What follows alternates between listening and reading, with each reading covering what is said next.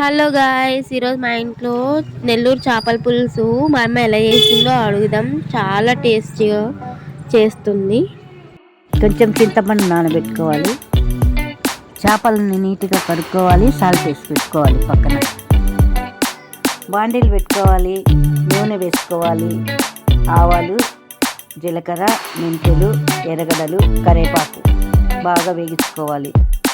ఎర్రగా వేగినాక టమోటా, అల్లం పేస్ట్ వేసుకొని బాగా వేగనివ్వాలి. మా అమ్మమ్మ చాలా సూపర్గా చేస్తుందండి నెల్లూరు చేపల పులుసు. మేము చిన్నప్పుడు అయితే బాగా ఇష్టంగా తినేటోళ్ళము. ఇప్పుడు మా అమ్మ కూడా సూపర్గా చేస్తుంది కదా మమ్మీ? అవును. పచ్చిమిరపకాయలు, కొత్తిమీర వేసుకొని కొద్దిసేపు మగ్గనివ్వాలండి. కారం, పసుపు, ఫిష్ మసాలా వేసి బాగా కలిపి ఇదంతా కలిపి పక్కన పెట్టుకోవాలి. అట్లా ఎన్ని నిమిషాలు పెట్టుకోవాలి మమ్మీ? అది టమాటా మగ్గే వరకు 10 నిమిషాలు అవుతుంది. అది మగ్గిన తర్వాత ఈ టమాటా అందు మగ్గే లోపల అవి చేపలన్నీ కారము, పసుపు, ఉప్పు అంతా వేసి ఫిష్ మసాలా వేసి కలిపి పక్కన పెట్టుకోవాలి.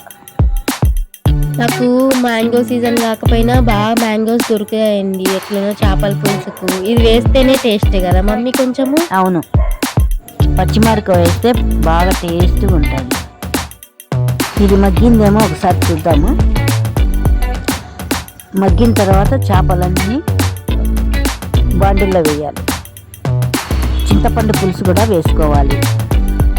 కోసి పెట్టుకున్న మామిడికాయ ముక్కలు కూడా వేయాలి.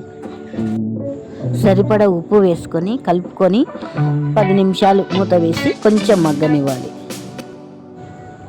తగినంత వాటర్ వేసుకొని మూత పెట్టేసేయాలి. అది బాగా ఉడికిన తర్వాత తగిన ఉప్పు ఉందో లేదో చూసుకొని మళ్ళీ ఉప్పు వేసుకోవాలి.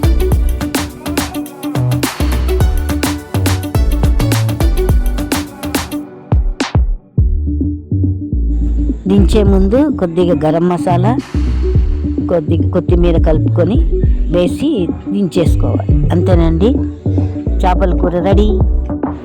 నేను చేసిన చేపల కూర మీకు నచ్చితే మాకు లైక్ కొట్టండి.